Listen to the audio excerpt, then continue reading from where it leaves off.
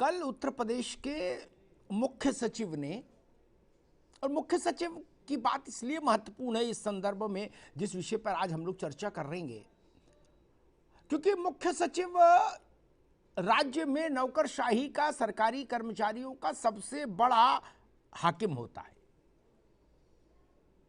केंद्र में cabinet secretary और स्टेट्स में चीफ सेक्रेटरी। तो कल उत्तर प्रदेश के चीफ सेक्रेटरी ने तमाम दृष्टांत और उदाहरणों के साथ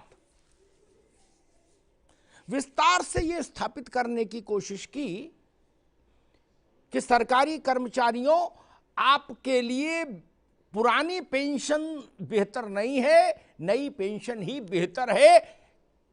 इसी के साथ मन से चलिए। सरल भाषा में बता रहा हूं, उन्होंने तो बहुत विस्तार से समझाया, तमाम आंकड़े दिए। अब ये विषय फिर चर्चा में आ गया। चीफ सेक्रेटरी के बोलने का अर्थ है वो सरकार चलाता है, चीफ सेक्रेटरी प्रदेश चलाता है, इसलिए उसकी बात का अर्थ है। अखिलेश यादव ने कहा कि हमारी सरकार आएगी तो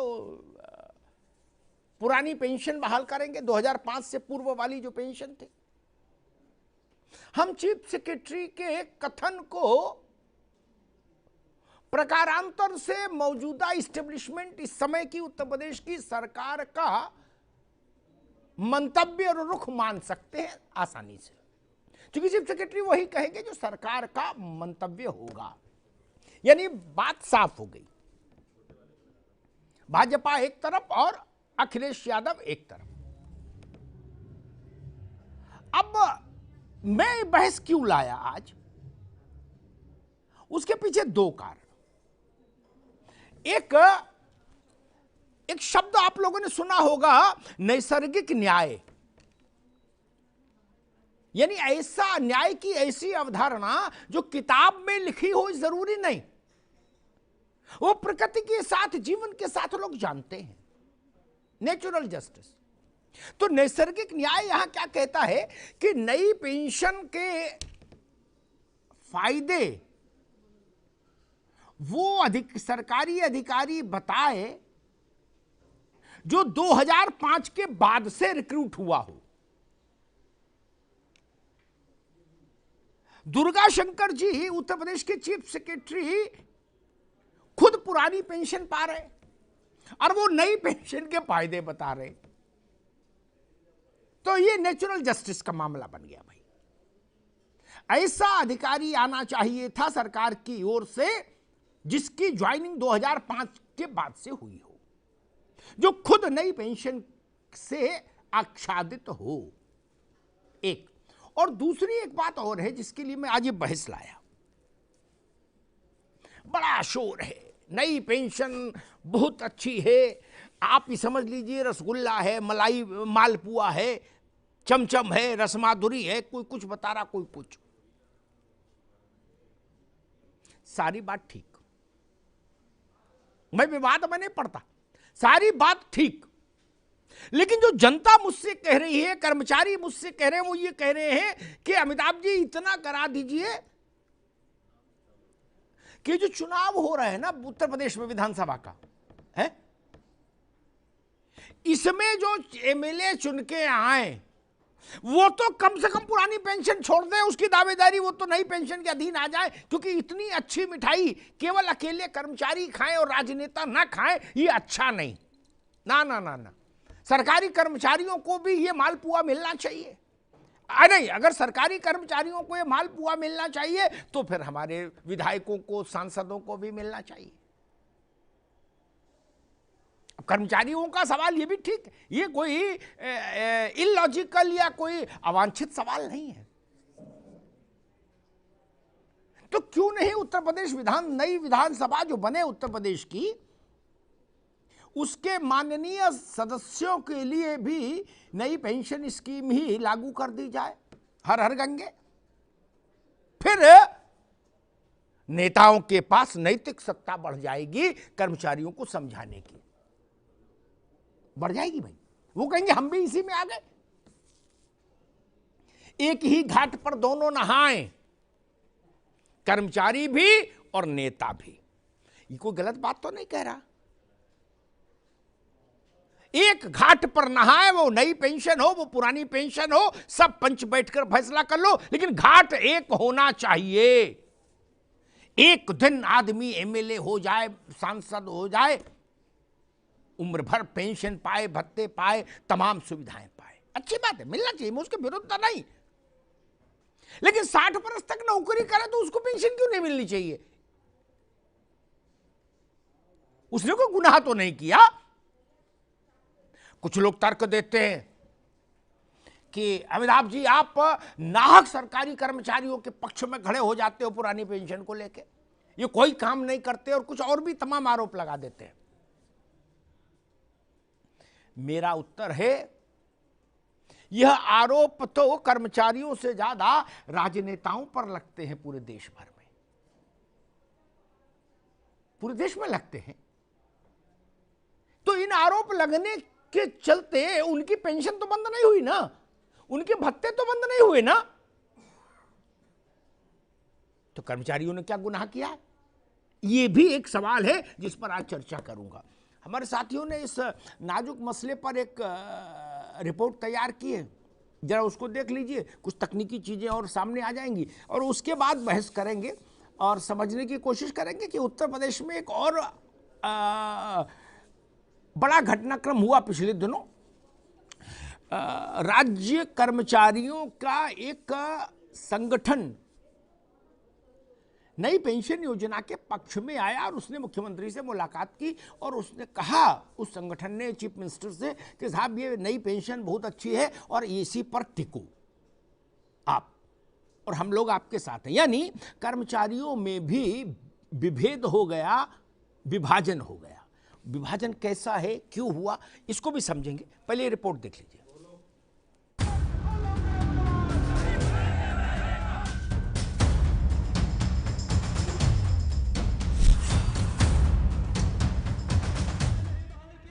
नई पेंशन और पुरानी पेंशन की ये वो टेंशन है जिसने राजनीतिक दलों के साथ साथ सूबे के कर्मचारी संगठनों को भी दो पालों में लाकर खड़ा कर दिया है। सड़क से लेकर सोशल मीडिया तक नई और पुरानी पेंशन के पक्ष और विपक्ष में तर्क और तकरार दिख रही है। मेरी बात नहीं सुनी, नहीं मानी।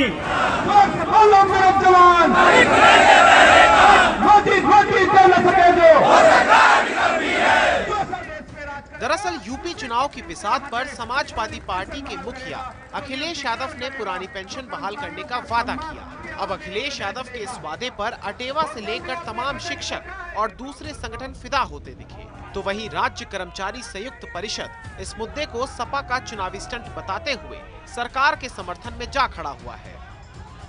उत्तर प्रदेश में 28 मार्च 2005 को माननीय मुलायम सिंह जी मुख्यमंत्री थे, उन्होंने इसकी अधिसूचना जारी की और 1 अप्रैल 2005 से यह योजना उत्तर प्रदेश में लागू हो गई। जब केंद्र सरकार ने 1 जनवरी 2004 से पुरानी पेंशन लागू किया तो उत्तर प्रदेश सरकार में यह पेंशन 1 अप्रैल 2005 से क्यों लागू? यूपी चुनाव में पुरानी पेंशन का मुद्दा गरमाने और कर्मचारी संगठनों द्वारा उठाए जा रहे सवालों के बाद अब शासन भी इसको लेकर गंभीर हो गया है। शुक्रवार को मुख्य सचिव दुर्गा शंकर मिश्रा की अध्यक्षता में वित्त और कार्मिक विभाग के अधिकारियों के साथ इस मुद्दे को लेकर मंथन किया गया, जिसमें ओपीएस की तुलना एनपीएस से की गई। समीक्षा के मंथन में अधिकारियों ने एनपीएस को ही अमृत बताया और अब दोनों पेंशन के लाभ हानि का चार्ट बनाकर कर्मचारियों को भेजा जाएगा। इधर अखिलेश यादव के पुरानी पेंशन बहाली के मुद्दे पर सियासी गलियारों में भी गदर मचा हुआ है। अखिलेश यादव के वादे पर सीएम योगी बार बार हर बार अब्बा जान पर तंज करते हुए दिखाई दे रहे हैं। ये न्यू पेंशन स्कीम 2004 में लागू की, तब मुलायम सिंह जी यहाँ चीफ मिनिस्टर थे। 4 से 7 तक मुलायम सिंह जी प्रदेश के मुख्यमंत्री थे। एक, उन्होंने उस समय न्यू पेंशन स्कीम क्यों लागू की, और अगर गलत थी तो विड्रॉ क्यों नहीं की? 2007 से 12 तक मायावती जी प्रदेश की मुख्यमंत्री थी, उन्होंने विड्रॉ क्यों नहीं किया? 2012 से 17 तक अखिलेश जी ही चीफ मिनिस्टर थे। कि इन लोगों की अकर्मण्यता और नकारेपन का इससे बड़ा उदाहरण और क्या हो सकता है कि 12 से 17 के बीच में इन्होंने कभी उसकी चर्चा नहीं की। वहीं सीएम योगी के तंज पर अखिलेश यादव का भी अपना रंग है। समाजवादी पार्टी के मुखिया कह रहे हैं कि जब से हमने पेंशन बहाली का किया है ऐलान, उनको याद आ रहे हैं अब्बा जान। जैसे ही समाजवादी पार्टी ने पुरानी पेंशन को बहाल करने के लिए कहा, आप सोचो मुख्यमंत्री जी को क्या याद आया? अब्बा जान। तो भारतीय जनता पार्टी घबराई हुई है। बहरहाल यूपी चुनाव की बिसात पर जहां अखिलेश यादव ने पुरानी पेंशन पर ब्रह्मास्त्र चला है, वहीं बीजेपी ने भी नई पेंशन के जरिए अखिलेश यादव को टेंशन देने में लगी हुई है। ऐसे में सवाल ये है कि क्या यूपी चुनाव की लड़ाई अब नई और पुरानी पेंशन पर है आई?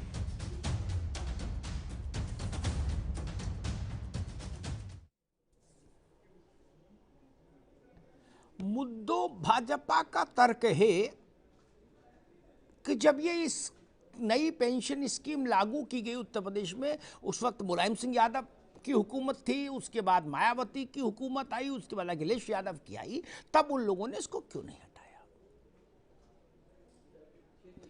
केंद्र ने जब इसको लागू किया था, मैं इसके लिए पार्लियामेंट में संवैधानिक और कानूनी उपबंध किए, उस वक्त वाजपेयी जी की सरकार थी।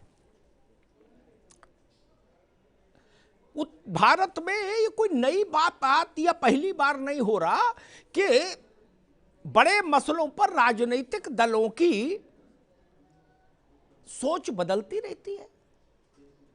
आधार पर कांग्रेस और भाजपा की सोच अलग अलग रही एक दौर में, फिर एक हो गई। बहुत सारे मसले हैं, जीएसटी है, भाजपा का पहले विरोध था, फिर समर्थन, फिर भाजपा ही जीएसटी को लाई। टैक्स पेयर्स को 5 लाख रुपए तक टैक्स से छूट मिलनी चाहिए, 5 लाख रुपए तक पर। अरुण जेटली जी राज्यसभा में नेता थे सदन के, उन्होंने उसका समर्थन किया था, मांग की थी। मनमोहन सिंह की सरकार थी। भाजपा जब सरकार में आई तो उसने कहा भाई ये मांग गलत है, नहीं ठीक है, ये चलता है। खैर, हमारे साथ मेहमान जुड़ गए हैं। राघवेंद्र सिंह जी प्रवक्ता है भारतीय जनता पार्टी के, उनका स्वागत है। फखरुल हसन जी प्रवक्ता है समाजवादी पार्टी के, फखरुल हसन जी का स्वागत है। अटेवा के अध्यक्ष हैं विजय कुमार बंधु, विजय जी का बहुत स्वागत है। और राज्य कर्मचारी संयुक्त परिषद के अध्यक्ष हैं JN तिवारी साहब, तिवारी जी का बहुत बहुत स्वागत है। बात तिवारी जी से शुरू करूंगा। तिवारी जी, मैं तो ज्यादा पढ़ा लिखा आदमी नहीं, बहुत व्यवहारिक थोड़ी बहुत बात समझ पाता हूं। मैं ऐसा मानता हूं लोकतंत्र में जिसके लिए कानून बना वो क्या कह रहा है, वो अगर कह रहा है कि हाँ ये भाई ठीक है दवा, तो दवा दो। अब वो कहे ना ये दवा हमारे लिए ठीक नहीं, तो नहीं। किसान कानून पर, कृषि कानून पर देश की समझ यही बनी। एक वर्ग था जो कह रहा था कि नहीं नहीं, आप किसानों से कह रहा था कि यही कानून अच्छे है, यही दवा खाओ। किसान कह रहे थे नहीं ये हमको सूट नहीं कर रही। 1 साल लड़ाई चली, अंत में सरकार इस नतीजे पर पहुंची कि हाँ ना भाई जो मरीज है उसी से पूछ के दवा दो। यही स्थिति मुझे लग रहा पेंशन पर आ गई। कर्मचारी कह रहा हमको पसंद नहीं, चीफ सेक्रेटरी कह रहे नहीं नहीं यही चलेगी, यही अच्छी है। आपकी जो संस्था है राज्य कर्मचारी संयुक्त परिषद, उसने भी कहा यही सही है। और जो 2005 के बाद भर्ती हुए कर्मचारी हैं वो हमसे कहते हैं कि इस पर 2005 से पहले वाले क्यों बोल रहे हैं, खुद तो पुरानी पेंशन का मजा ले रहे। तिवारी जी क्या कहेंगे भैया? प्रश्न आपका क्या है? ओपीएस और एनपीएस का अंतर आप समझना चाह रहे हैं? नहीं नहीं, मैं ना मैं ये समझना चाह रहा हूं। आप ये कहां थे अभी तक? मैं इतनी देर बोला, आप समझ प्रश्न ही नहीं सुने। गजब करते हैं। खैर चलिए फिर से दोहराए देते हैं, मैं अंतर मुझे मालूम है, पूरा अंतर मालूम है, अच्छे से मालूम है। मैं सिर्फ ये समझना चाह रहा हूं कर्मचारियों के लिए है ये पेंशन, तो कर्मचारी ही इस पर रेफरेंडम देगा ना। इस पर रेफरेंडम दूसरा कोई कैसे दे सकता है? जब ये पेंशन कर्मचारियों के लिए है तो कर्मचारियों का ही राय इस पर चलेगी ना। और अगर कर्मचारी धरना प्रदर्शन अनशन पर हो तो क्या किया जाए? तिवारी जी, आपकी आवाज कट कट के आ रही है। जहां तक इसका चलो सवाल जितनी है, आ गई उतने बता दो, लोगों का उतने ये बहुत कहना है। है, हाँ हाँ, जहां तक लोगों का ये कहना जी, है कि जिनको पुरानी पेंशन मिल रही है वो उनको पेंशन पे बोलने का हक नहीं है। तो इसके बारे में देखेंगे, जो नई पेंशन के लोग हैं, ये पुरानी पेंशन वालों की लड़ाई जितनी भी होती है उसमें इन कर्मचारियों की संख्या बहुत कम होती है। पुरानी पेंशन वाले ही पुरानी पेंशन जो पा रहे हैं वही पुरानी पेंशन पाने की लड़ाई भी लड़ रहे हैं। और जब भी कोई धरना प्रदर्शन होता है उसमें जितने नहीं, सरकारी आप मेरी बात नहीं समझे। मैंने क्या पूछा, आप जवाब ही उल्टा दे रहे हो। मैंने ये नहीं प्रश्न पूछा पंडित आप ही जी, तो ना ना, पूछ रहे हैं। मैंने दूसरा प्रश्न पूछा था, आप समझे नहीं। मैंने निवेदन ये किया था, नई पेंशन स्कीम अच्छी है, ये उस अधिकारी से बुलवाया जाना चाहिए जो अधिकारी 2005 से बाद भर्ती हुआ हो। ये बात दुर्गा शंकर मिश्रा अगर बोलेंगे तो कैसे बात समझ आएगी? मैं ये पूछ रहा आपकी हूं। आवाज अभी कट रही है, साफ नहीं आ रही है आपकी आवाज। अरे चलिए भाई, अपने, अरे चलिए फिर बाद में आएंगे जब आप, तब तक आवाज में अपनी टीम से कहूंगा। देखिए जयंत तिवारी के साथ आवाज में क्या समस्या है, मुझे भी बहुत जोर पड़ रहा है, वो समझ नहीं पा रहे हैं सवाल, इसलिए देखिए जरा तकनीकी तौर पर देखिए क्या हो सकता है। विजय बंधु जी, मसला यही कि चीफ सेक्रेटरी अगर ये कहते हैं कि भाई ये एनपीएस अच्छी है, तो इसमें ज्यादा वजन आ जाता अगर चीफ सेक्रेटरी ये कहते हैं कि मैंने स्वेच्छा से ओपीएस छोड़ के एनपीएस मैंने भी ले ली, इसलिए मैं कह सकता हूं ये अच्छी है, तो मजा नहीं आ जाता? बंधु जी जी बिल्कुल। मैं बहुत अच्छा सवाल आपने उठाया है कि जो लोग पेंशन के अंतर्गत हैं, ज्यादातर लोग सेवानिवृत्त हैं या नहीं है तो पेंशन के अंतर्गत हैं, वो लोग इस पर बयानबाजी उल्टी सीधी दे रहे हैं। तिवारी जी को पूरी बात समझ में आ रही है लेकिन वो उत्तर नहीं दे सकते हैं क्योंकि कर्मचारियों के बीच में जाना है उनको, इसलिए वो उत्तर नहीं दे रहे। आवाज सब सुनाई पड़ रही है क्योंकि कर्मचारी पूछ रहा है कि आप तो पेंशन ले रहे हो, फिर आप नई के समर्थन कैसे कर रहे हो? वो चाहे चीफ सेक्रेटरी साहब हो और चाहे तिवारी जी हो। राज्य कर्मचारी परिषद कोई इनकी राज्य मंत्री परिषद थोड़ो है, दसों है, और एक इकलौता व्यक्ति है जो कह रहा है कि हाँ नहीं सही है। तो मैं निवेदन मैं कहना चाहता हूं, मैं जोड़ना चाहता हूं कि जो लोग कहें पहले वो ले, नई पेंशन ले ले, और पीएफआरडीए के बिल में व्यवस्था है कि पुराना आदमी भी नहीं ले सकता है। बिल्कुल वाजिब सवाल आपने उठाया है, मैं इसके बिल्कुल पक्ष में है, मैं बिल्कुल पक्ष में है। दूसरी बात, मैं जो पीएफआरडीए का बिल, ये पीएफआरडीए का बिल है, ये इसको वेबसाइट है, इसकी वेबसाइट खोलेंगे तो पहले लाइन लिखा है एनपीएस एक प्रकार की पेंशन कम इन्वेस्टमेंट स्कीम है। ये मेरी साइड नहीं है, ये उन्होंने लिख रखा है।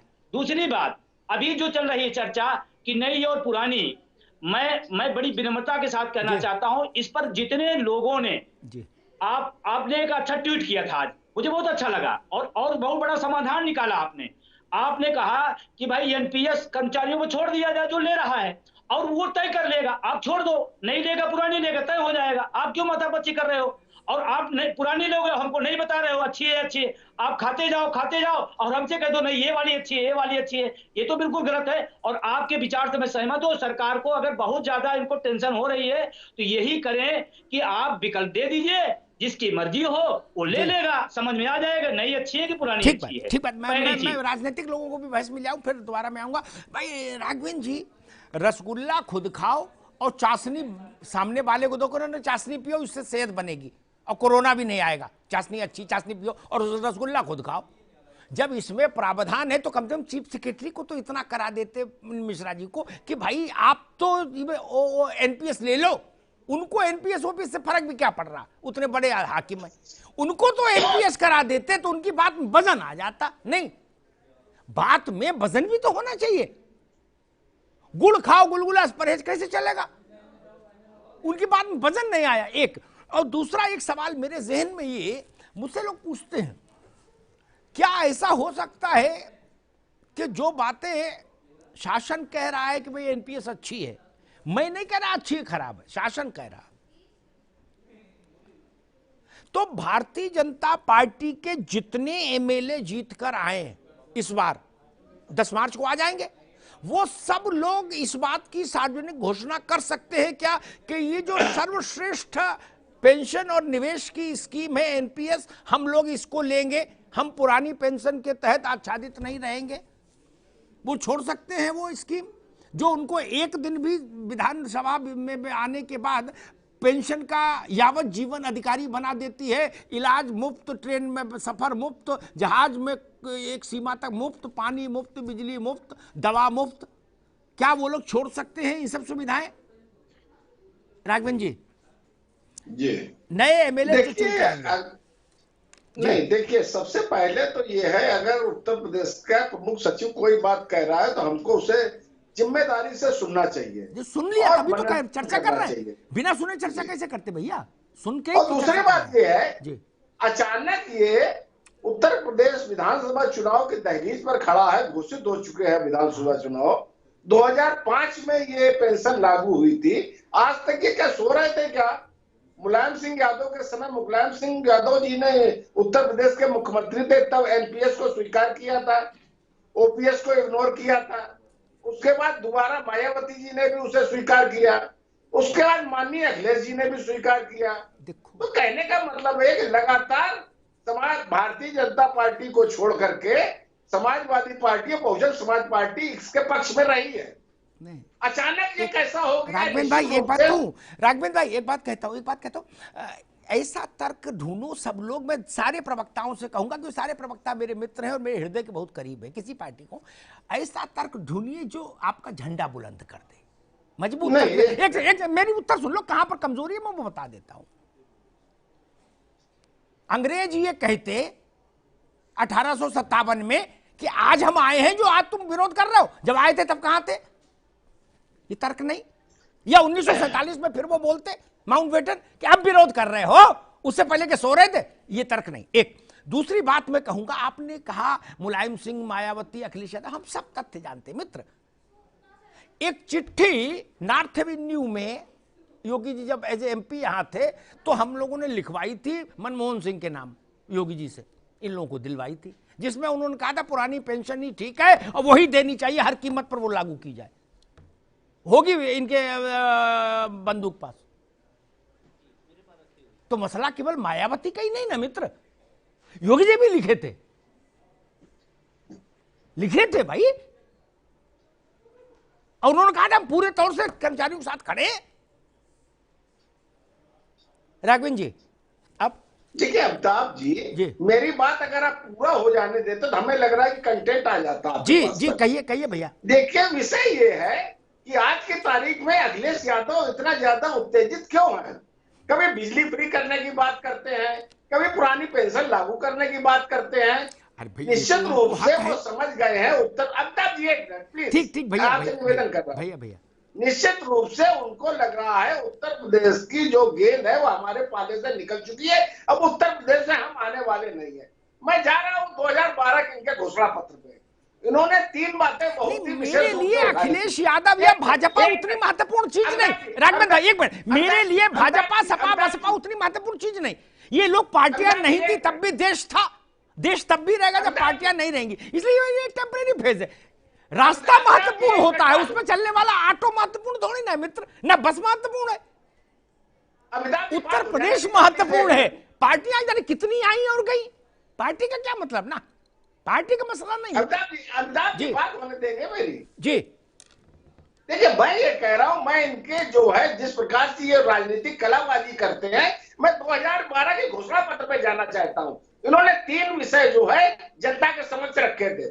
पहला बेरोजगारी भत्ता, दूसरा किसानों को 65 वर्ष में पेंशन देना, और तीसरा उत्तर प्रदेश के रिक्शा चालकों को बैटरी या सोलर पावर के रिक्शा देना। ठीक है, इन लोगों ने बहुत बड़े पैमाने पर उत्तर प्रदेश में जनता ने इनको वोट दिया था। और अब मैं आपकी बात समझ आज विषय इसी पर रख ले, 12 में वो अटक जाएगी तो फिर विषय भटक जाएगा। आज विषय ने भटकाना, हजारों लोग जुड़ते हैं मुझे देखने के लिए यहाँ पर, है ना, तो उनके साथ अन्याय हो जाता है। बाद में वो लोग मुझसे कहते हैं कि भाई साहब आप कहाँ चले गए। इसलिए मैं निवेदन करूंगा, जो वादा झूठ करेगा उसको जनता रपटाएगी, लपड़ आएगी।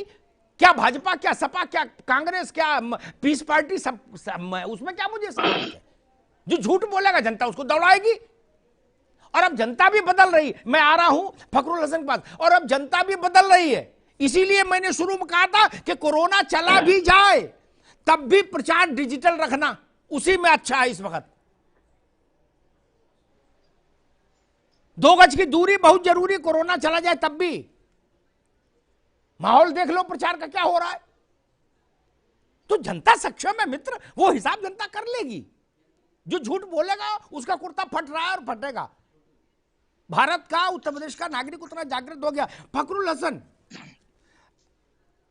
एक सवाल उठ रहा है कि भाई अखिलेश यादव ने जो बात राघवेंद्र जी कह रहे थे, ये एक लोक लुभावन घोषणा कर दी, लेकिन वो इसको लागू नहीं कर पाएंगे और ये सिर्फ वोट जुटाने का, वोट अपनी तरफ करने का, इलेक्शन को एक नया मोड़ देने की कोशिश भर है।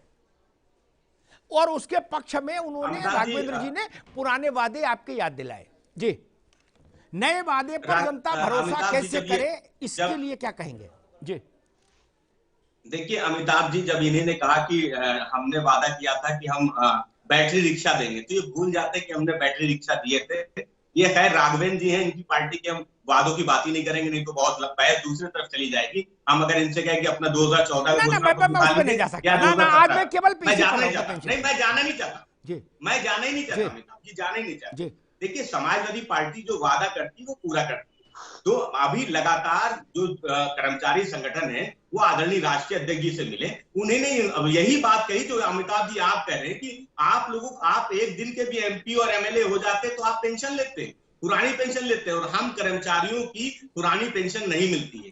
तभी राष्ट्रीय अध्यक्ष जी ने इस पे विचार किया। और जब ये हमसे कहते कि हम कर्मचारियों के लिए काम नहीं करते, तो हम राघवेंद्र जी को याद दिलाते हैं, और हमारे मित्र बंधु बैठे हुए हैं, ये हमारी बात को तस्दीक भी कर देंगे कि 2016 में इनका संगठन हम मिला था जब मुख्यमंत्री थे अखिलेश यादव जी, और इन संगठन की मांग थी कि पारिवारिक जो पेंशन है उसको बहाल कर दिया जाए। तो उस शासनादेश 2016 में हुआ कि पारिवारिक पेंशन जो बाद की मिल रहे थे, जो कर्मचारी थे, उनको भी मिली। और 3000 कर्मचारी जो कोविड में जिनकी डेथ हुई है, आप हमारे बंधु जी बैठे, इनसे पूछ लीजिएगा कि 3000 कर्मचारी जिनकी डेथ हुई उसके बाद उनको पारिवारिक पेंशन मिल रही है आदरणीय अखिलेश यादव जी के 2016 में जो आदेश था उसकी वजह से। और माननीय योगी जी, इन्हीं ने भी तो वादा किया था कर्मचारियों से कि जो लोग कर्मचारी कोरोना में ड्यूटी कर रहे हैं उनको 3 महीने का 25% के हिसाब से वो प्रोत्साहन भत्ता दिया जाएगा। मैं पूछना चाहता हूं कि 2 साल तो हो गए कोविड को, आपने प्रोत्साहन भत्ते की बात की थी, क्या कर्मचारियों को मिल गया? हमारे कर्मचारी संगठन बैठे हैं, बताए। और आपने एक बात और कही अमिताभ जी कि किसान आंदोलन जब हो रहा था तब भी दो तरीके के लोग थे, दोनों संगठन बने हुए थे। ये भारतीय जनता पार्टी की साजिश है। जब ये कुछ करती है तो एक पक्ष अलग से खड़ा कर देती है कि विरोध में। अब जी तिवारी जी पुरानी पेंशन ले रहे हैं और आज वो नई पेंशन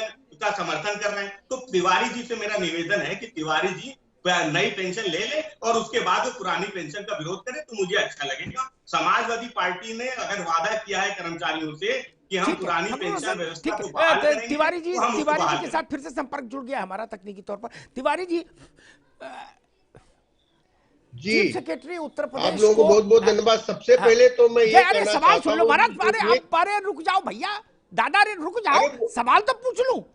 अभी तक तो आपके पास कह रहे थे आवाज ही नहीं जा रही, अब आवाज आ रही तो बोल रहा हूँ। हाँ, तभी सवाल सुन लीजिए पहले, तब आपको हमारी बात सुनना है ना, तो आवाज ना, पहले सवाल सुन लीजिए तब। लिए चीफ सेक्रेटरी अगर नई पेंशन स्कीम अपने लिए ऑप्ट करके ये बोलते जो कल वो बोल रहे, तो शायद वो ज्यादा नैतिक होता, ज्यादा प्रामाणिक होता, ज्यादा विश्वसनीय होता, ज्यादा वजनदार होता। और वही बात मैं सब पर लागू करता हूं। तिवारी जी, क्या ये बात चीफ सेक्रेटरी के बारे में हम कोई कमेंट नहीं कर सकते। वो देश के बहुत बड़े अफसर, प्रदेश के बहुत बड़े अफसर हैं, उन्होंने क्या किया, सरकारी योजनाओं के बारे में बताया, उसके बारे में हम कोई कमेंट नहीं करेंगे। लेकिन जो पहली बात ये है कि जो ये कहा जा रहा है कर्मचारी जो है वो पुरानी पेंशन पर पक्ष और विपक्ष हो गया, ये बात बिल्कुल सही नहीं है।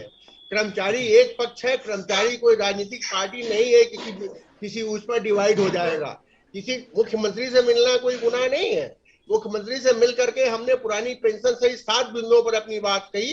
जो भी सरकार रहती है वो कर्मचारियों की बात माने या न माने उसका काम है, लेकिन कर्मचारी अपनी बात करता है। एक प्रश्न मैं जानना चाहूंगा, उसके बाद मुझसे आगे प्रश्न पूछिए कि जब 1 जनवरी 2004 को केंद्र सरकार ने अपने यहाँ पुरानी पेंशन खत्म करके नई पेंशन लागू की, तो उत्तर प्रदेश में 1 साल बाद 1/4/2005 से कैसे लागू हुई?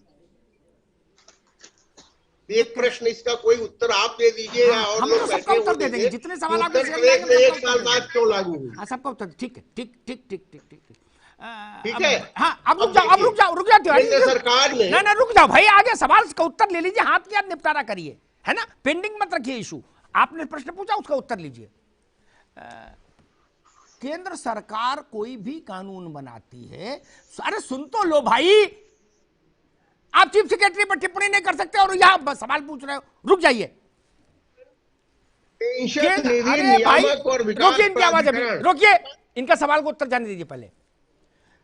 केंद्र सरकार कोई भी कानून बनाएगी जिसमें राज्यों को समवर्ती सूची के तहत या एक्सक्लूसिव राइट हासिल है, पेंशन राज्यों का एक्सक्लूसिव राइट है, तो केंद्र ने अपने यहां जब लागू कर दी तब लागू कर दी।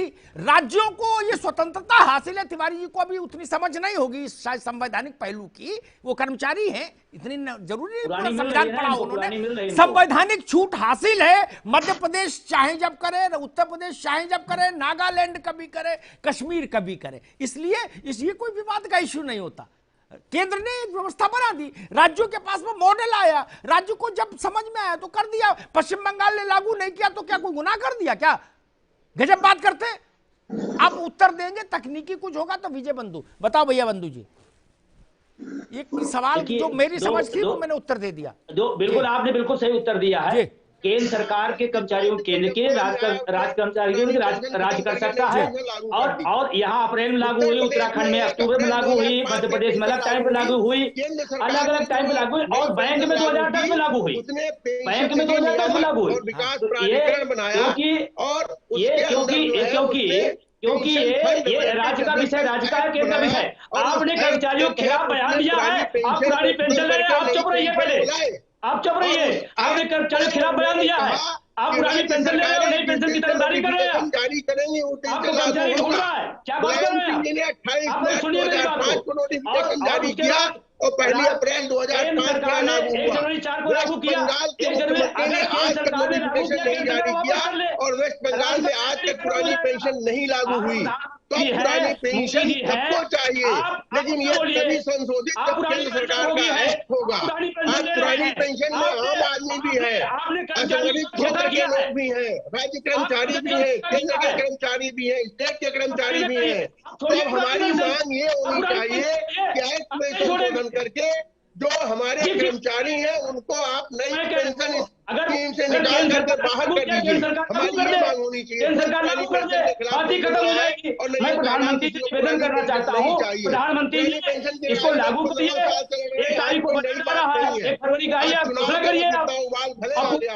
लेकिन ये लड़ाई चुनाव नहीं आएंगे, चुनाव समय अंतर आएंगे नहीं है। अरे रोजगार की शिक्षा की विरोध कमियां है। अब ऐसे तो आप झगड़ा करा रहे हैं, ऐसे कोई देश को बात करिए ना। को बजट है केंद्र का, 1 तारीख को बजट है। एक मिनट विजय बंधु जी, आप तिवारी जी आप भी रुके, एक मिनट रुके, एक बार। अरे रुको भाई, रुको, लगातार नहीं बोलो तिवारी जी। एक चीज समझ लीजिए, जब 2 आदमी एक बार बात करें कहां सुनाई पड़े। ठीक है, एक मिनट अभी रुकना होगा। एक चीज समझ लीजिए, हम रुक गए। हाँ ठीक, तो अच्छा है, रुक, बहस ऐसे बैठोगे, कोई भाषण तो नहीं ना मारा। उत्तर प्रदेश हो, मध्य प्रदेश हो, कोई भी राज्य, अरे रुको भाई, अभी इनकी आवाज रोकिए। उत्तर प्रदेश हो, मध्य प्रदेश हो, हिमाचल प्रदेश हो, कोई प्रदेश हो, उसके पास ये अक्षुण्य अधिकार हासिल है कि वो जब चाहे तो रिवर्स करके अपने को पुरानी पेंशन में ले आए। उसके लिए उसको किसी भी केंद्र की अनुमति नहीं चाहिए, जहां तक मेरी समझ गई थी। ठीक, इसी आधार पर हेमंत सोरेन ने वहां लागू वादा किया झारखंड में। ठीक, इसलिए इस बात को वहां मत मोड़िए जहां वो नहीं। राघवेंद्र जी, आपकी संवैधानिक समझ क्या कहती भाई? राज्य के कर्मचारियों को पेंशन कौन सी दी जाए? मेरी समझ कहती है अक्षुण्ण अधिकार राज्य का है। तो विधानसभा से, अरे रुक जाओ भाई, राज्य विधानसभा इस बात के लिए संप्रभु है। राघवेंद्र जी, कर्मचारी विरोधी है जी। राघवेंद्र जी, आपकी संवैधानिक समझ क्या कहती भाई, जो बात जयंत तिवारी उठा रहे हैं? नहीं, बिल्कुल भाई, मैं जो कह रहा हूं, जो एनपीएस है, हमारे मुख्य सचिव जो बात कह रहे हैं उनकी बात को सुनना चाहिए, और हमें लग रहा है कि उनकी बात को सुन के मानने में कोई बुराई नहीं है। मैंने पूछा था कि अभी जो विवाद यहाँ खड़ा हो गया इस मंच पर कि केंद्र को कानून संशोधित करना पड़ेगा, मेरा कहना यह है राज्य इस बात की राज्य के पास शक्ति है, तत्व ज्ञान आपको अभी हुआ है फखरुल हसन साहब। क्या आपने 2012 से 2017 तक 2005 से लेकर 2007 तक आपकी सरकारें रही है, तत्व ज्ञान आपको अभी हुआ है क्या? जब उत्तर प्रदेश में विधानसभा चुनाव घोषित हो गए, अरे उत्तर प्रदेश की जनता को बेवकूफ बनाना बंद करिए फखरुल साहब। नहीं चलती है, उत्तर प्रदेश की जनता आपको पहचान चुकी है। आप लोग बहुत झूठे लोग हो, आप लोग जिस तरीके से घोषणा पत्रों में वादे करते हो बाद में मुकर जाते हो। मैंने 3 योजनाएं आपको बताई है। 65 साल के किसानों को कितनी पेंशन दी गई भाई? 65 साल के किसानों को कितनी पेंशन दी गई भाई? आप ये बताइए, उत्तर प्रदेश के जो रिक्शा चालक है क्या पैसे चल रहे हैं क्या? आप ये बताइए कितना बेरोजगारी भत्ता दिया जाए? 1-1 रुपया बेरोजगारी भत्ता दिया जाए? शर्म आनी चाहिए आप लोगों को। नया सुगुफा लेके चले आते हो। उत्तर प्रदेश में मुख्यमंत्री बनना है, नहीं बनना है? आप क्यों परेशान हो? हम अगर हम पुरानी पेंशन देने जा रहे हैं, हमारी सरकार क्यों परेशान हो भाई? क्यों परेशान हो? आप लोग अरे क्यों परेशान हो भाई? अटल बिहारी वाजपेयी के अनुयायी क्यों परेशान है? अटल बिहारी वाजपेयी के मानने वाले क्यों परेशान है अगर हम पुरानी पेंशन देने जा रहे हैं? अटल बिहारी वाजपेयी के मानने वाले क्यों परेशान है अगर हम पुरानी पेंशन देने जा रहे हैं? सिर्फ झूठ में भाई क्यों परेशान है? आपके पुस्तकों अरे क्यों परेशान है? आपको नौकरी आपको तो जिंदगी देना, आपको नौकरी देनी नहीं, आपको नौकरी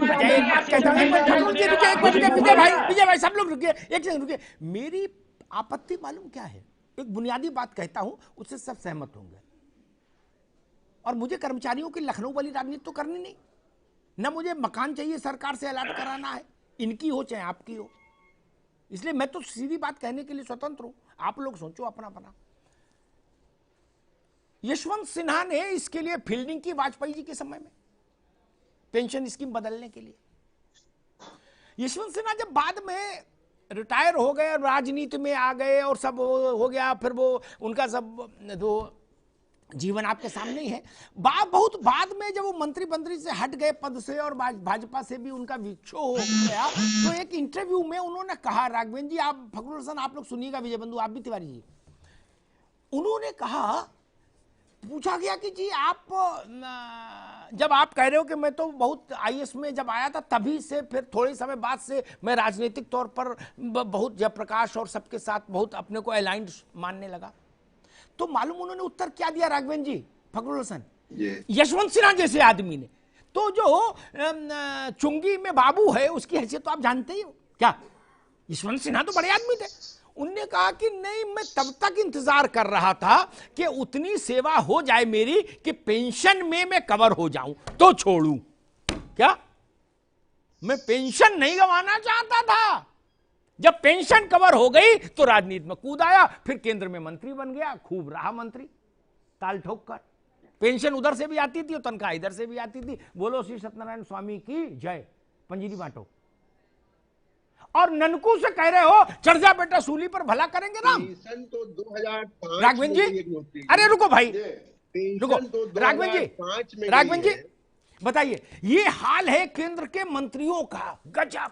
चीफ सेक्रेटरी रहे कई विभागों में, उनके यहां तो खाने पीने की किल्लत नहीं होगी ना यशवंत सिन्हा के, ये तो हम आप सभी जानते हैं। क्या काजू बादाम की समस्या नहीं होगी?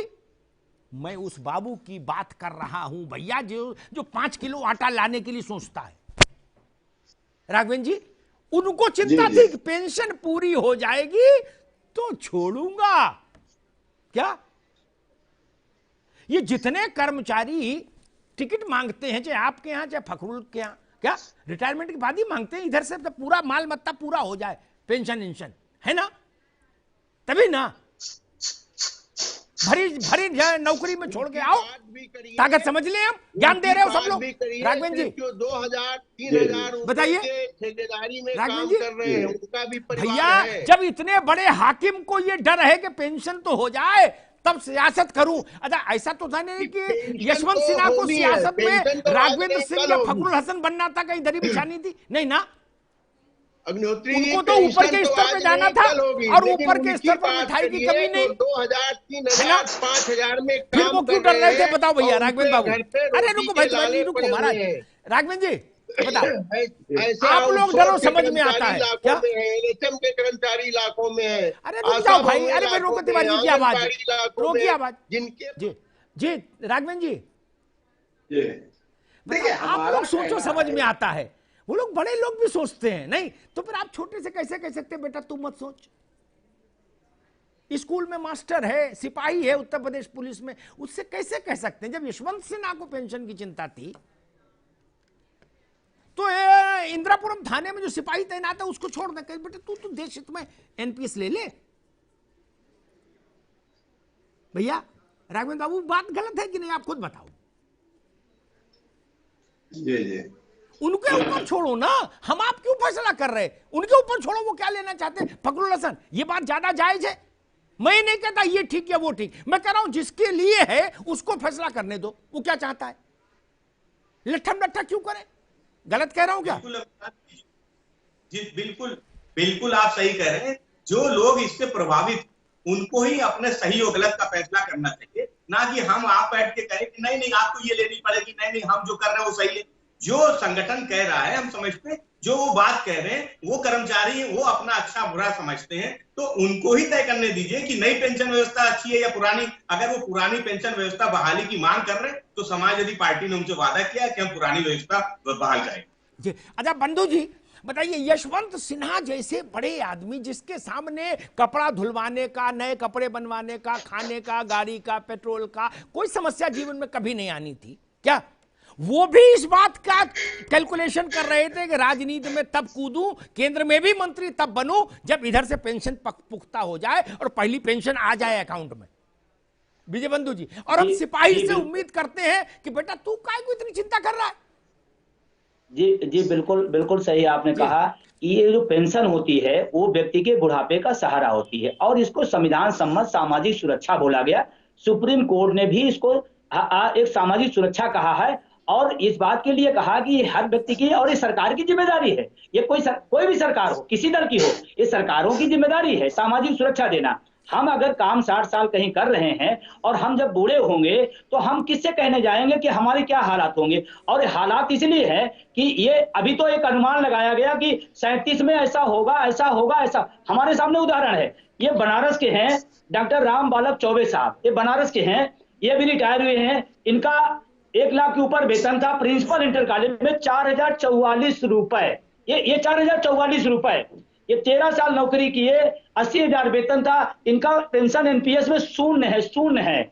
ये 83,000 इनका पेंशन था, इनकी मिल रही 2,500 रुपए मिल रही है। ये प्रयागराज से है।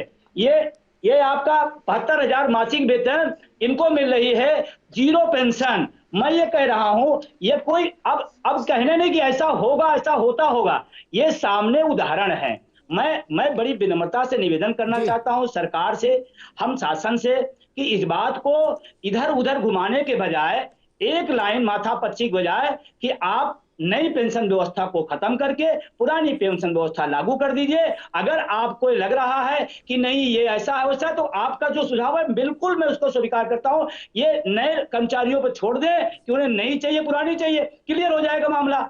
और अच्छा, दर्द मुझे हो रहा है, दवा मुझे लेनी है और डॉक्टर तमाम लोग घूम रहे हैं, और मजे की बात जो डॉक्टर घूम रहे हैं वो सारे के सारे उस पहले से खा पी के मस्त हैं, चाहे वो कर्मचारी नेता हो, वो चाहे शासन में बैठे लोग हो, सबके सब मस्त हैं। मेरी सबको एक तिवारी से जवाब ले लूं, जो बात आपने उठाए हैं कि इतनी तनख्वाह थी, इतनी पेंशन क्यों बनी। एक टिप्पणी करूंगा, डॉक्टर के पेट में दर्द बुखारा हजमोला और मरीज से करा तुम्हें जबरन पुदीन हरा खिलाऊंगा और नहीं तो मारूंगा। अरे भाई क्यों खिलाएंगे पुदीन हरा? बात आप हजमोला खाएंगे उसको पुदीन हरा खिलाएंगे? नहीं, उसको भी हजमोला खिलाइए, नहीं तो खुद तक बात तो हो रही है। ठीक बात, जयंत तिवारी रुको, अरे भाई रुको, आपके साथ तो भाई बड़ी गड़बड़ है, बड़ी गड़बड़। बड़े महान नेता हो। जो बात विजय बंधु ने उठाई कि 72,000 तनख्वाह थी, उनको पेंशन मिली 800 रुपया, या जो भी, या फलानी तनख्वाह थी उनकी पेंशन बनी 0 एनपीएस में, उस पर उत्तर दीजिए क्या मसला क्या है, वो क्या कह रहे हैं। लाखों लोग सुन रहे हैं। पेंशन का जहां तक सवाल है, आप पेंशन की बात है, पेंशन जो मुद्दा है, तो इसको तो कोई नहीं मना कर रहा है कि पेंशन नहीं मिलनी चाहिए। जब माननीय पेंशन पा रहे हैं, एमपी पा रहे हैं, विधायक पा रहे हैं, पेंशन अच्छी है तो पहले उनको मिलनी चाहिए। लेकिन कर्मचारी के साथ और भी समस्या है, और भी कर्मचारी हैं। आप जिसको चाहते हैं पेंशन की बात हो रही है। No no no Tiwari ji, आज पेंशन की बात हो रही है। आज पेंशन की बात है तिवारी, आज 75 हो गई है, तो आज कर्मचारी की आय भी 62-60 की जानी चाहिए। और पेंशन के मुद्दे पे तो सब सारे संगठनों को आना चाहिए, तो सब अपनी अपनी राजनीति अलग अलग करने में लगे हुए हैं। मुख्यमंत्री जी कोई भी हो, इसके पहले क्या मुख्यमंत्री नहीं आए? तमाम मुख्यमंत्री आए हैं और आते रहेंगे, और पेंशन के मुद्दे पर लड़ाई चलती रहेगी। ये बहुत बहुत स्वागत योग्य है कि कोई मुख्यमंत्री आने वाला कह रहा है हम पेंशन कर देंगे, स्वागत है। लेकिन केवल घोषणा पत्रों में शामिल होने वाली चीजें पूरी नहीं होती है। कर्मचारियों की कोई मांग घोषणा पत्र में नहीं आती और हम लोग लड़के उसको पूरा कराते हैं। क्या महंगाई भत्ता रोका गया तो घोषणा पत्र में आया था? कोविड में लोगों को देना पड़ा अनुदान, तो क्या वो घोषणा पत्र में आया था? ये सारी चीजें कर्मचारी अलग हट करके शासन के साथ, प्रशासन के साथ बात करके, आंदोलन करके, जैसे भी ये ध्यानाकर्षण करके कराता है। पेंशन का मुद्दा भी सॉल्व होगा, लेकिन पेंशन के मुद्दे के साथ साथ जो अन्य मुद्दे आज कर्मचारियों के, वो अलग विषय, उन पर अलग बात कभी चर्चा करेंगे। आज पेंशन की चर्चा है, तिवारी जी आज पेंशन की चर्चा है। ये सारी बातें भी आज उठाई जानी चाहिए। उसको रिस्पॉन्ड करिए भैया। मैं ये कह रहा हूँ कि जो विषय होता है, देखिए हम लोग हैं, जो विषय होता है उस विषय चर्चा होती है। निश्चित रूप से और सारी समस्याएं हैं, और किसी समस्याएं होती हैं, समस्याएं हैं भी, बहुत सारी समस्याएं हैं, लेकिन जिस विषय को हम लेके आए हैं, जिस विषय को लेके आए हैं उस विषय की चर्चा हो रही है। और आप जो है, क्योंकि बड़े वरिष्ठ कर्मचारी नेता हैं, और आपने भी कई पत्र बड़े सुंदर सुंदर शब्दों में लिखा है पुरानी पेंशन के समर्थन में, और आपने भी कहा है अपनी कर्मचारियों से कि पेंशन मिलनी चाहिए। आज अचानक क्या मामला हो गया, बदल गए। और मैं तो कहता हूं कि सारे लोग जब सहमत हैं कि नई खराब है, नई खराब है, पुरानी सही है, पुरानी ले लिया जाए, और जो समस्याएं और होंगी उसको भी लड़ा जाएगा, उसमें कोई आपत्ति नहीं है। लेकिन आप इसको अलग दिशा में न ले जाइए। 13 लाख नौजवान इस प्रदेश का, 70 लाख नौजवान प्रदेश का ये देख रहा है कि मेरी बात कौन कर रहा है। और ऐसा ना हो कि जब जमात में इतिहास लिखा जाए तो गलत दिशा में हो जाए कि कौन लड़ रहा था, कौन हमारे खिलाफ जा रहा था। इतना तो कम से कम धर्म निभाना पड़ेगा। रही बात, बंधु जी, आप पेंशन की बहुत लड़ाई लड़े हैं और अभी भी लड़ रहे हैं, और कोई पार्टी आपने राजनीति की छोड़ी नहीं है जिस पार्टी में आप नहीं गए हो। लेकिन हम लोग बिना किसी पे पार्टी में गए पुरानी पेंशन की लड़ाई भी लड़ते हैं और कर्मचारियों के को भी लड़ते हैं। आज आपने ये कह रहे हैं कि हम पुरानी पेंशन के खिलाफ, आप बोल चुके हैं, आपका जवाब करूंगा। मैं सत्ता के पास जाना तो वही पड़ेगा, थोड़े ना बहाल कर लो भैया, जाना तो वही पड़ेगा। कर्मचारी के लिए लड़ते हैं और आपका ये जाना तो पड़ेगा, पुरानी पेंशन जाना तो पड़ेगा, और तिवारी जी की मुख्यमंत्री की मुलाकात से जाना तो पड़ेगा, अलग हो गई। हम तो प्रधानमंत्री जी बुलाए, प्रधानमंत्री जी बुलाए, 15 साल से आप कर रहे हो, उस काम को कराने के लिए हम लोग भी लगे हुए हैं। माननीय मुख्यमंत्री से हमारी उनकी क्या बात हुई है उसको जानते नहीं हो। पुरानी पेंशन पर भी मेरी बात हुई है और आपने एक फिगर पेन कर दी हमारी कि हम पुरानी पेंशन के अगेंस्ट बात कर रहे हैं। कहाँ पुरानी पेंशन के अगेंस्ट बात कर रहे हैं? ये चैनल के लोग, अखबार के लोग कुछ भी लिख देते हैं, आप उसको लेके चल देते हैं। पहले भी आपने टिकट के चक्कर में पहनी थी, आपको टिकट नहीं मिला था, फिर आप लोग टिकट के लिए जो है वो मसला ये ठीक है, रुकिए, आप दोनों को रोकेंगे। पुरानी पेंशन, ठीक है, दोनों को रोकेंगे। रुकिए, तिवारी जी की आवाज विचार कर ले खुले। पुरानी पेंशन पर चीफ सेक्रेटरी का जो वक्तव्य कल आया विस्तृत, और उसका पंपलेट भी छपा के बांटा जा रहा है कर्मचारियों को, उस पर चूंकि जयंत तिवारी ने कोई कमेंट करने से खुद को दूर कर लिया, इसलिए वो शक के दायरे में आ गए।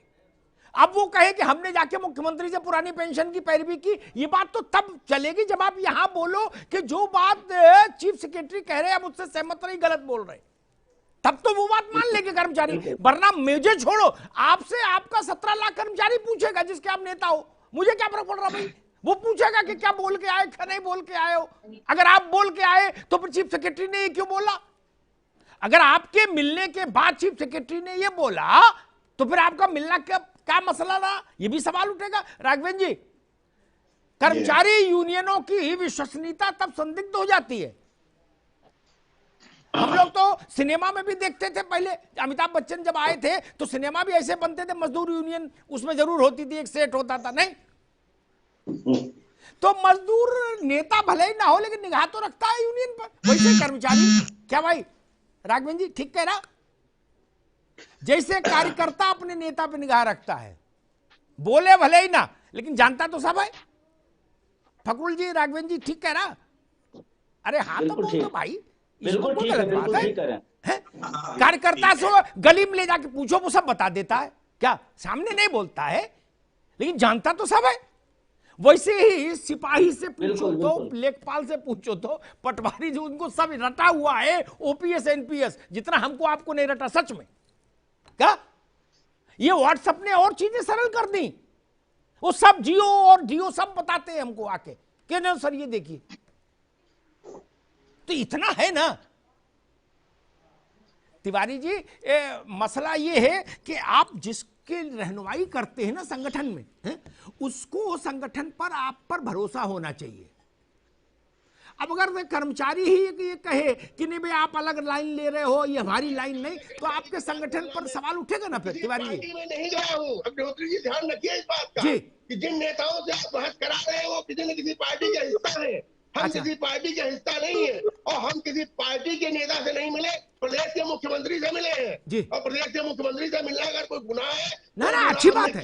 मैं तो कहता सबको सबसे मिलना चाहिए, मैं सबसे मिलता हूँ, सब मेरे मित्र हैं, सबको मिलना चाहिए। लेकिन एक बात, ये बात तो बंधु जी की भी ठीक है तिवारी जी, एक मिनट, ये बात तो बंधु जी की भी ठीक है कि भाई अगर हम संगठन चलाएंगे तो पॉलिटिकल पार्टियों के पास तो जाना पड़ेगा ना। अपनी बात कहना है और सत्ता में कल जो अखिलेश जाएंगे तो अखिलेश जी से ये बात हम मजबूत तरह से कहेंगे।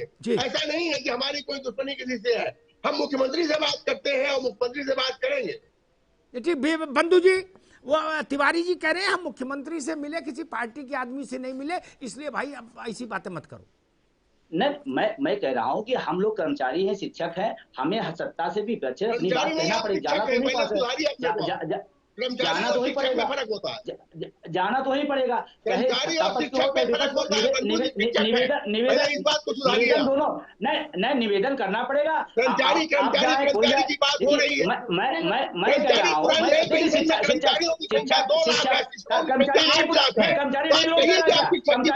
कर्मचारी नहीं मांग रहा क्या पुरानी पेंशन? कर्मचारी नहीं मांग रहा क्या पुरानी पेंशन? मैं कह रहा हूँ चाहे सत्ता हो चाहे विपक्ष, तिवारी जी चाहे सत्ता हो चाहे विपक्ष हो, हम अपनी बात को फरियाद करेंगे। आप भी जाओगे, सत्ता हो, आज जो सत्ता में विपक्ष में हो जाएगा, जो विपक्ष में सत्ता में हो जाएगा, तो हमें तो कहना पड़ेगा ना। कर्मचारियों का हित देखिए, दोनों ही एक साथ संभव नहीं हो सकता है। ये बात आप अपने लागू करिए, दूसरे ना बताइए। आप लोगों ने हम पुरानी पेंशन का विरोध करें, कहा हमने पुरानी पेंशन का विरोध कर दिया भाई। आप लोग फोन पर हमको धमकियां दिलवा रहे हैं, आप लोग तमाम आप लोगों के मुर्गे हमको फोन करके धमका रहे हैं और कोई राजनीति नहीं किया जाएगा। दूसरी चर्चा करेंगे, मैं दूसरी चर्चा करूंगा जब आज पुरानी बात किसी को मालूम नहीं कि क्या मैटर है। एक बात बताइए राघवेंद्र जी, फकरुल हसन, जो बात जयंत तिवारी उठा रहे हैं, मैं इस बात से सहमत नहीं। कोई भी कर्मचारियों का संगठन हो या हम करें किसी का संगठन हो, एनजीओ भी खोलो, जाना तो लोकतंत्र में राजनेताओं की ड्यूटी पर पड़ेगा ही ना। फैसला तो वही करेंगे, हम तो फैसला नहीं कर सकते। फकरुल हसन, राघवेंद्र जी बताइए कि जो पुरानी भाई चुनाव होगा तो बस मायावती जी से भी मिलना पड़ेगा, मांग को लेकर अखिलेश यादव जी से भी मिलना पड़ेगा, स्वतंत्र देव से भी मिलना पड़ेगा, योगी आदित्यनाथ जी से भी मिलना पड़ेगा, नहीं मिलना पड़ेगा, जयंत चौधरी से भी मिलना पड़ेगा। इसमें कोई गलत बात है क्या? बताओ भाई। एक मिनट रुको, एक मिनट। फकरुल हसन, अमिताभ जी, फकरुल हसन जी भी संगठन है, जब चुनाव होने वाला होता है तो सत्ता पक्ष के पास भी जाते हैं और दूसरे जो राजनीतिक दल हैं उनके पास भी जाते हैं कि ये मेरा इश्यू है, आप इनको अपने घोषणा पत्र में शामिल करा लीजिए। मैं समझता हूँ इसमें कहीं कोई दिक्कत नहीं है। और उत्तर प्रदेश का बजट वो 5.5 लाख करोड़ रुपए है। जब हम मुफ्त अनाज दे सकते हैं, मुफ्त लैपटॉप दे सकते हैं और मुफ्त बिजली दे सकते हैं, तो कर्मचारियों की पुरानी पेंशन व्यवस्था बहाल करने में हमें नहीं लगता कि कहीं कोई दिक्कत। ठीक है राघवन जी, इसमें मिलने में कोई बुराई नहीं। लोकतंत्र में लोग अपनी बात कहने तो राजनीतिक वर्ग के पास आएंगे, क्योंकि सत्ता उन्हीं के पास आती है, पावर स्वाभाविक है अमिताभ जी। हम लोग एक छोटे सा RWA चलाते हैं, मतलब उसमें उसका मेंबर हूं, चलाते तो दूसरे लोग हैं। अब चुनाव आया, हर पार्टी के कैंडिडेट ने फोन किया, क्या हमने कहा भाई सबको बुलवाओ,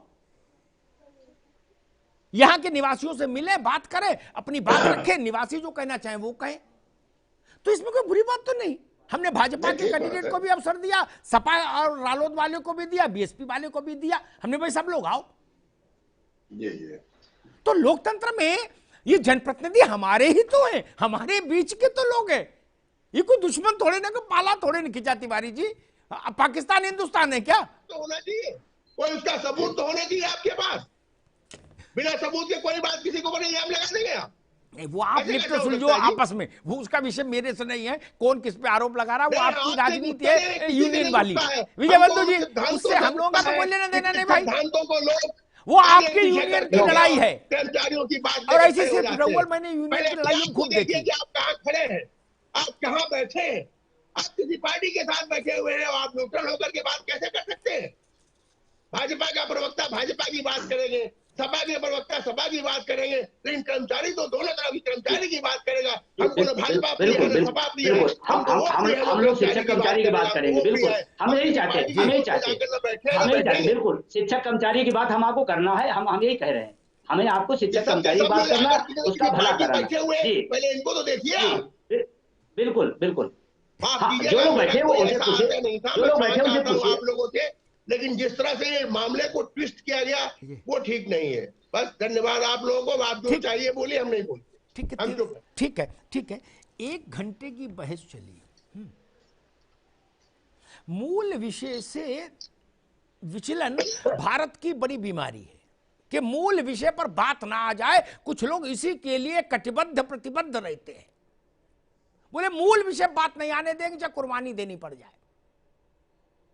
गजब बात है भाई, क्या कर रहे हो? देश सबका है मित्र। मैं बार बार कहता हूं, भाजपा कांग्रेस सपा बसपा रालोद ये जीवन नहीं है मेरे भाई, ये नहीं थी तो हिंदुस्तान नहीं था, ये नहीं रहेंगी तो हिंदुस्तान नहीं रहेगा। जवाहरलाल जी नहीं रहे तो देश खत्म हो गया, गांधी जी नहीं रहे तो देश खत्म हो गया, बाबा साहब नहीं रहे देश खत्म हो गया, नहीं ना?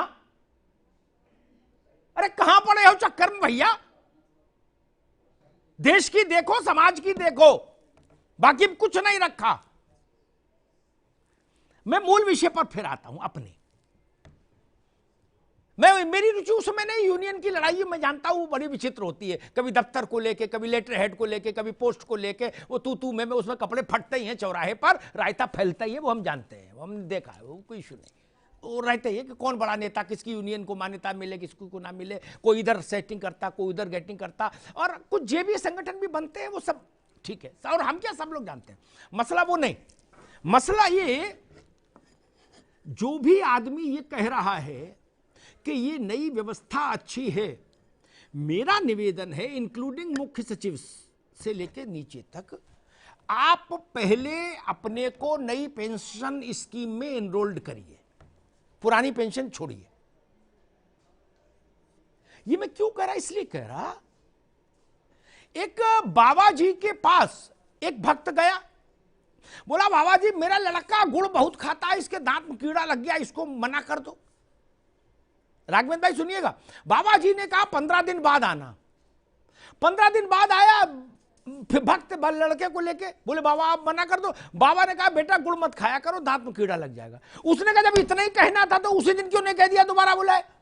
उन्होंने कहा बेटा तब मैं गुड़ खाता था, पहले मैंने गुड़ छोड़ा ना, तब तो मैं बोलने का अधिकारी हुआ। तो गुड़ खाने वाले बोल रहे गुड़ ना खाओ दांत में कीड़ा लग जाएगा, इसीलिए उनकी बात नहीं सुनी जा रही। और इसको बड़े परिप्रेक्ष्य में कहूं, तिवारी जी हमारे बुजुर्ग हैं और मौसम भी ठीक नहीं, बुजुर्गों को स्वास्थ्य संबंधी समस्या भी हो जाती है, इसलिए मैं उनसे निवेदन करूंगा थोड़ा धैर्य धारण करें। शीतलहर है। एक बात और कहूं, क्या आप लोगों ने कभी गौर किया राघवेंद्र भाई, फखरुल हसन जी, हमारे यहां कहा गया शब्द ब्रह्म है। क्या शब्द ब्रह्म है कहा गया, वेद ने कहा। क्यों कहा? ओम भूर्भुवस्सुवः तत्सवितुर्वरेण्यं भर्गो देवस्य धीमहि धियो यो न प्रचोदयात्, ये तो सब पढ़ते हैं क्या? या इस्लाम के जो कुरान की आयतें वो भी पढ़ते हैं लोग, ठीक, लेकिन इधर से पढ़ी इधर से निकल गई, उससे चमत्कार नहीं होता। मालूम क्यों है? मालूम है क्यों? और नीप करोरी बाबा पढ़ दे है, या कोई पहुंचा हुआ फकीर पढ़ दे तो चमत्कार हो जाता है। क्यों? मंत्र वही, आवाज वही, क्यों? वह एक जगह चमत्कार, दूसरी जगह कुछ नहीं। उसका कारण मालूम है? शब्द तभी ब्रह्म है, मेरी बात को गौर सुनिएगा, शब्द तभी ब्रह्म है जब उसका प्रयोग करता तपस्वी हो। गांधी ने कहा भारत छोड़ो, पूरा देश खड़ा हो गया। गांधी जी का कुल वजन था 46 किलो, खुद नहीं खड़े हो पाते थे, खड़ा हो गया था ना भारत। मैंने 77 में जेपी को देखा, कुर्सी पर लाए गए जेपी। राघवेंद्र भाई हाथ भी पूरा नहीं हिल रहा था उनका, ऐसे ऐसे देखो, माइक भी दूसरों ने पकड़ा। जयप्रकाश सिर्फ इतना बोले, जेपी डरो मत अभी मैं जिंदा हूं, इतने धीमे से बोला कि माइक न होता तो बगल वाला न सुन पाता। 1-1.5 लाख की भीड़ 15 मिनट तक ताली बजाती रही। किसी ने यह नहीं कहा कि जयप्रकाश जी क्या कह रहे, डरो मत, ये क्या कर लेंगे। उनका तप था, ठीक। और कई लोग दिन भर बोलते हैं, उनकी बात पर भरोसा नहीं करता आदमी, क्योंकि शब्द तो है, तप नहीं है उसके पीछे, इसलिए शब्द निष्प्राण हो जाता है। शब्द में प्राण प्रतिष्ठा चाहिए, प्राण फूकने। प्राण प्रतिष्ठा का मतलब क्या? अपना प्राण फूको तो प्रतिष्ठा मिले। आज आप लोग कोई बोल के देख लो, फलाने भारत छोड़ो, जरा बोल के देख लो, आप और फखरुल हसन या कोई भी, हम कोई भी ऐसा बड़ा काम करने की सोचे तो क्या होगा? लोग मारेंगे, अलग मारेंगे ना, कहीं पगला गए हो क्या? क्योंकि हमारे पास वो तप नहीं, इसलिए बोलने से पहले सोच लीजिए। और दूसरी बात मैं बहुत भरे मन से कहूंगा, ये तू में चलती रहेगी। मैं विकास प्राधिकरण और फलाना और ढिकाना की बात नहीं कर रहा। ये विषय बार बार मैं क्यों ले आता हूं, उसका एक कारण ये भी है, सरहद पर हमारे तमाम अर्धसैनिक बलों के जो सिपाही जवान काम कर रहे हैं भारत माता के लिए, क्या वो तो दंड-फंद नहीं कर रहे? बाकी को मान भी ले कुछ कर रहे होंगे, वो तो दंड-फंद नहीं कर रहे ना। वो तो पवित्र आत्माएं हैं जो मां भारती के लिए प्राण निछावर कर रहे हैं। टोपी लगा के, बैज लगा के बच्चा जाता है और फिर ताबूत में आता है घर, ताबूत में। क्या उनको पुरानी पेंशन नहीं मिलनी चाहिए? दुनिया की बहस कर रहे हो? आप खादी पहनने लगे तो आपको जिंदगी भर पेंशन मिलेगी, क्योंकि आप नेता हैं। क्या किया आपने देश के लिए? कौन सी कुर्बानी दी? बोले हम चिल्लू पार के विधायक हैं, बोले जी हम बांसगांव के विधायक हैं, हम नगीना के विधायक हैं। अरे क्या किया आपने देश के लिए? क्या किया बताइए? क्या योगदान है देश में आपका? साइकिल पर चूहा मार दवा बेचने वाले अरबपति हो गए, यही ना योगदान है? Border security force, CISF, Tibet battalion, तमाम हमारे पैरामिलिट्री फोर्स, उनकी विधवाएं हमसे कहती हैं, उनके संगठन हमसे कहते हैं कि अमिताभ जी क्या हमारे बच्चे का बलिदान इस लायक भी नहीं? गुलगुले खा रहे हो और बातें कर रहे हो सब लोग, अच्छे अच्छे कमरों में बैठे हो और ज्ञान दे रहे हो देश को, यूनियन चला रहे हैं सब लोग। उसके साथ कौन सी यूनियन है? 20, 22, 23 साल, 24 साल का लड़का मर जाता है, शहीद हो जाता है। कितने नेताओं के लड़के हैं सेना में बता दो? कितने नेताओं के लड़के गए सेना में? कितनी लाश शहीद होकर आए बता दीजिए। कोई तुलना है देश के लिए आप और उनके योगदान की?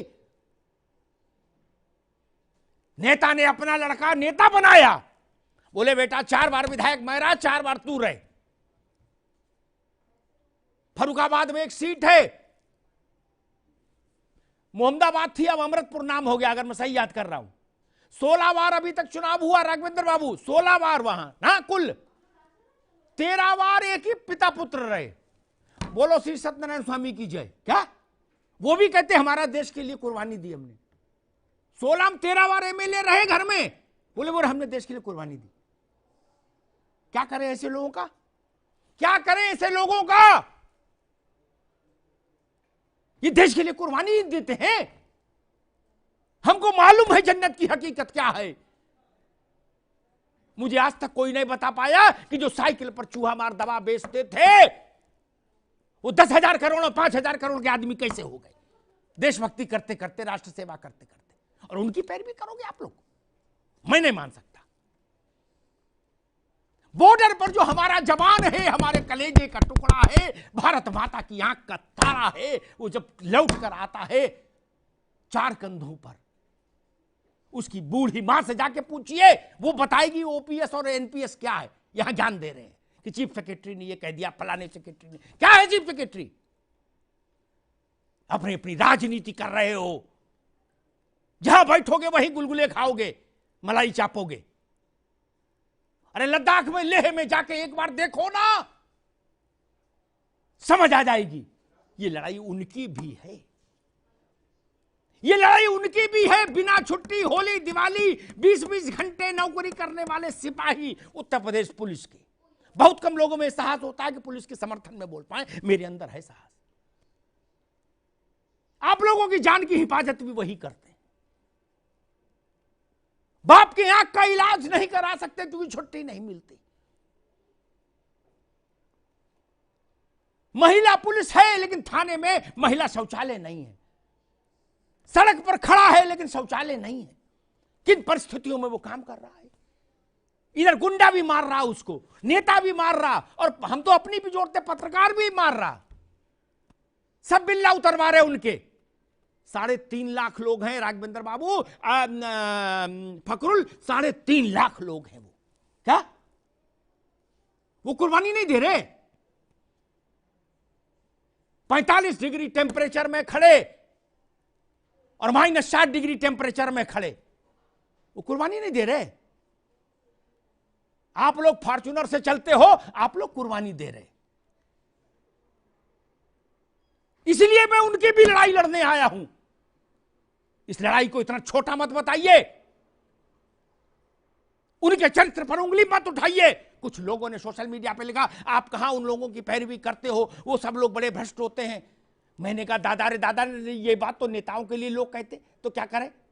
नेताओं को नमस्ते तो नहीं बंद कर देंगे जब इन्हीं से मंत्री मुख्यमंत्री सब होने? भैया कहते हैं ना, कहते हैं ना, तो केवल कर्मचारी को दोष देंगे? कुछ लोग गलत हो सकते हैं, लेकिन उत्तर प्रदेश की पुलिस अगर गलत होती तो ये प्रदेश चलता कैसे? बॉर्डर सिक्योरिटी फोर्सेस पर, बॉर्डर पर जो सिक्योरिटी फोर्सेस हैं, पैरामिलिट्री फोर्सेस हैं हमारी, अगर वो गलत होते तो हमारा बॉर्डर सुरक्षित कैसे? इसलिए गाल बजाने से पहले सोच लीजिए। मैं तिवारी जी से भी कहूंगा, बंधु जी से भी और राजनीतिक मित्रों से भी, आपकी ये बहस, हो सकता कोई 20 साल की विधवा देख रही हो जिसका सुहाग शहीद हो गया हो द्रास में, बटालिक में, कारगिल में, अनंतनाग में। क्या मुंह दिखाओगे उसको? क्या मुंह दिखाओगे? आपके घर में बैठी होती 20 साल की विधवा तो आपको समझ आता। बूढ़ी मां देख रही होगी तो क्या सोचेगी? इसलिए मैंने आज कहा इस विषय पर चर्चा कर लो। आप अपनी छोटी राजनीति करिए, आपको मुबारक, लेकिन देश को बड़े मसलों पर एक राय होना चाहिए, एक मत होना चाहिए। धन्यवाद।